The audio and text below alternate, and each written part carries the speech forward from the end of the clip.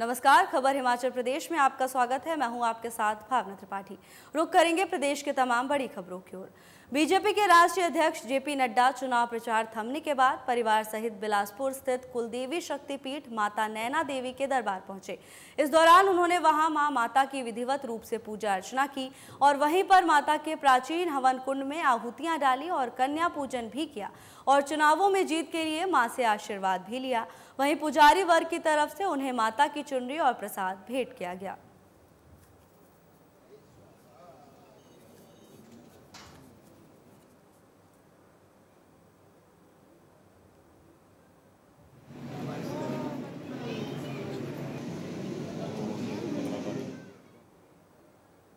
जिला सिरमौर सीपीएम नेता सतपाल मान ने प्रेस वार्ता के दौरान भारतीय जनता पार्टी की नीतियों पर कड़े आरोप लगाते हुए मोदी सरकार पर प्रहार किया।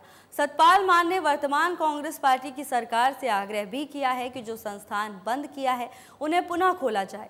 प्रेस वार्ता में सतपाल मान ने इंडिया गठबंधन को समर्थन देने के पक्ष में भी बात की। खबर सिरमौर से है, जहां लोकसभा चुनाव को लेकर लगातार वार पलटवार का दौर जारी है। इसी क्रम में सीपीएम नेता सतपाल मान ने प्रेस कॉन्फ्रेंस की। इस दौरान उन्होंने बीजेपी पर जमकर निशाना साधा। उन्होंने इस दौरान इंडिया गठबंधन से समर्थन की अपील की है। तो वहीं बीजेपी सरकार पर आरोप लगाया है कि वो नीतियों को बंद कर देते हैं, जिन्हें उन्हें अब फिर दोबारा से चालू कर देना चाहिए।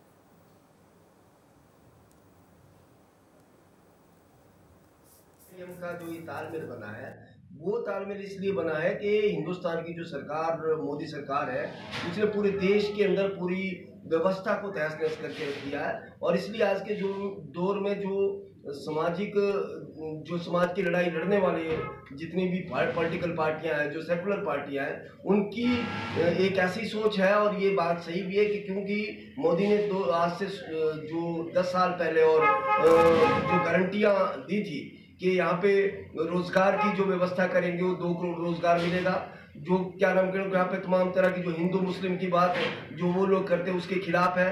और जो देश के अंदर आज के दौर में जो देश बर्बादी की तरफ जा रहा है, जिसमें अमीरों को और अमीर किया जा रहा है, और जो गरीब है, जो किसान है, उस किसानों की हालात बदतर है। और इसके लिए पिछले जो साल है, उन सालों में 380 दिन का आंदोलन यहाँ पे हुआ है किसानों का, परंतु किसानों को उसमें बहुत सारी कुचला भी गया किसानों को। और आंदोलन के अंदर किसानों की 735 किसानों के लगभग यहाँ पे मृत्यु हुई है। हमने जो तय किया है कि ये सरकार किसान विरोधी है, ये लोकतंत्र विरोधी है। और जो कम्युनिस्ट पार्टी का मानना, वो ये मानना है कि जो आज के दौर लोकतंत्र है, जो संविधान है, वो सारा चीजें आज के दौर में खतरे के अंदर है। और इस खतरे को अगर देश को बचाना है, दोबारा से गुलामी से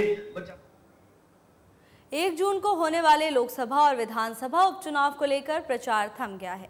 वहीं चुनाव आयोग ने मतदान के लिए सभी तैयारियां पूरी कर ली हैं। मतदान केंद्रों के पोलिंग पार्टी भी रवाना हो गई है। बताते चले कि 1 जून को सुबह 7 बजे से शाम 6 बजे तक मतदान प्रक्रिया चलेगी, जिसके लिए प्रदेश निर्वाचन विभाग द्वारा 7,992 मतदान केंद्र स्थापित किए गए हैं। सभी मतदान केंद्रों में मतदाताओं के लिए मूलभूत सुविधाएं सुनिश्चित की गई हैं। प्रदेश मुख्य निर्वाचन अधिकारी मनीष गर्ग ने बताया कि मतदान के लिए निर्वाचन विभाग ने सभी तैयारियां पूरी कर ली हैं और मतदान ड्यूटी में लगे सभी कर्मचारियों की रिहर्सल भी पूरी हो गई है। सभी मतदान केंद्रों के लिए पोलिंग पार्टी रवाना हो गई हैं, जबकि कुछ नज़दीकी मतदान केंद्र के लिए आज भी पोलिंग पार्टी रवाना होगी। इसके अलावा सुरक्षा व्यवस्था के लिए भी पर्याप्त बल तैनात कर दिया गया है।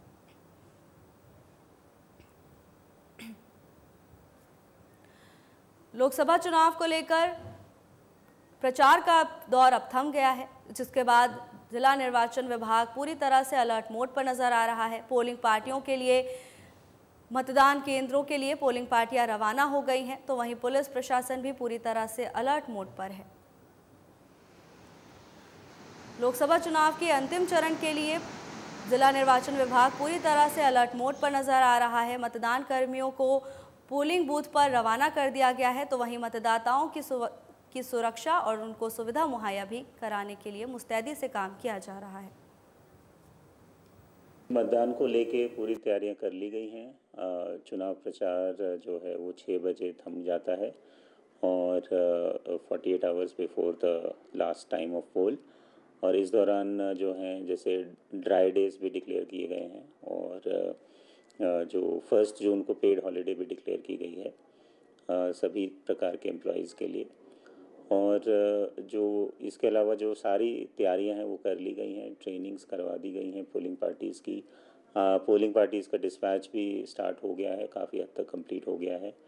और फोर्सेस का डिप्लॉयमेंट भी कम्प्लीटली हो गया है। सफिशिएंट नंबर ऑफ़ फोर्सेस हमारे पास अवेलेबल हैं।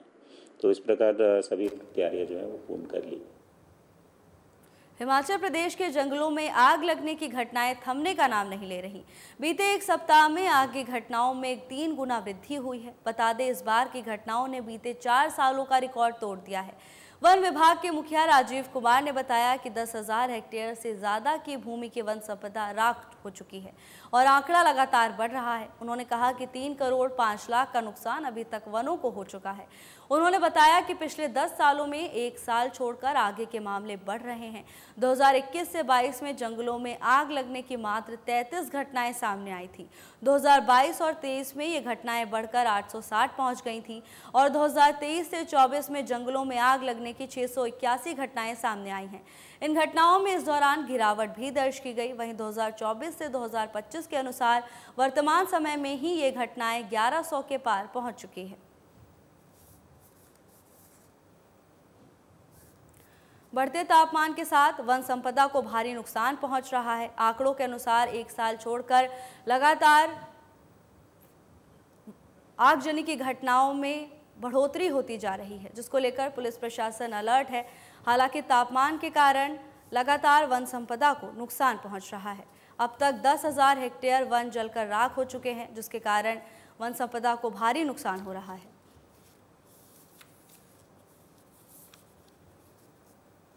हिमाचल के वन जो कि यहाँ की सुंदरता और खूबसूरती का मुख्य बिंदु रहे हैं और हमारी प्रदेश की जनता के लिए भी उनकी बहुत आवश्यकता है। मैं इस बार दुख के साथ बताना पड़ रहा है कि लगभग 1100 घटनाएं पिछले कल तक हो चुकी थी आगजनी की।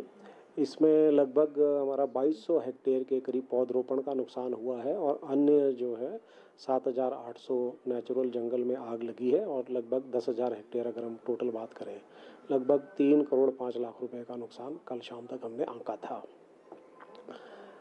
इस बार वैसे ये देखा गया है पिछले कुछ सालों का, पिछले 10 सालों का जो हमने डेटा देखा है तो हर लगभग 2 से 3 साल में एक साइक्लिक प्रकृति में होता है कि 2 साल आग कम लगती है फिर तीसरे साल आग ज़्यादा लगती है। प्रदेश में राजनीतिक गर्मी के साथ सूरज की भी तपिश अपने चरम पर है।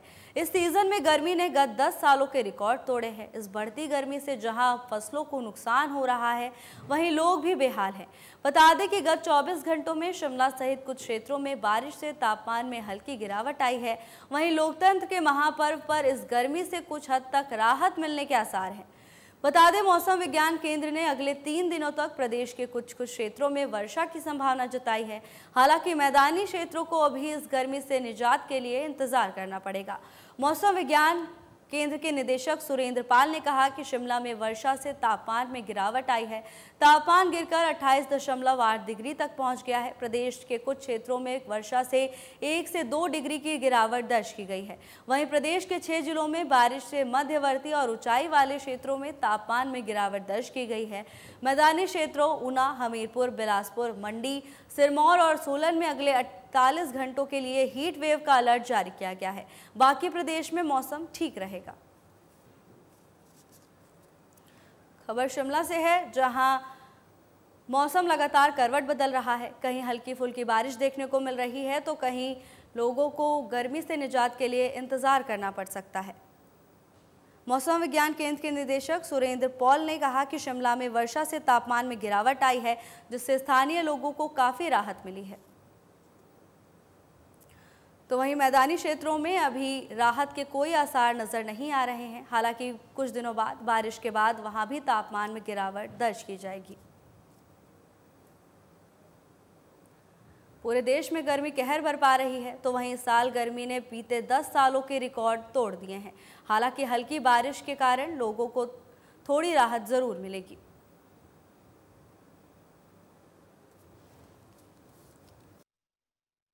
शिमला का देखिए टेम्परेचर पिछले 24 घंटे में कम हुआ है और 28.8 पिछले 24 आवर्स में रिकॉर्ड किया गया मैक्सिमम टेम्परेचर्स, तो उसमें कमी आई है 2 डिग्री के आसपास।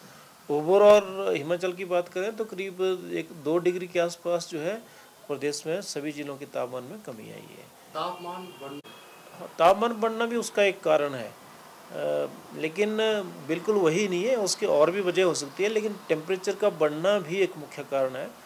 क्योंकि अगर आग लगती है तो आग को फैलाने में जो है हाई टेम्परेचर जो है मदद करते हैं, लेकिन अभी आप देख रहे होंगे कि पिछले 24 घंटे में 6 जिलों में कुछ हल्की बारिश हुई है, तो उससे हिमाचल के जो मध्यम और ऊंचाई वाले क्षेत्र है वहाँ पे तापमान में कमी आई है। अगले 48 घंटे जो मैदान से लगते हुए ज़िले हैं जैसे ऊना, हमीरपुर, मंडी, बिलासपुर, सिरमौर, रसोल, यहाँ है 48 आवर्स में हीट वेव की कंडीशन बन सकती है, लेकिन बाकी प्रदेश में अब ठीक रहेगा और उसके बाद फिर ओवरऑल तापमान में कमी रहेगी। बहुत ज़्यादा तापमान आने वाले दिनों में नहीं बढ़ेंगे। फिलहाल के लिए बस इतना ही। जल्द हाजिर होंगे नई अपडेट्स के साथ। नमस्कार।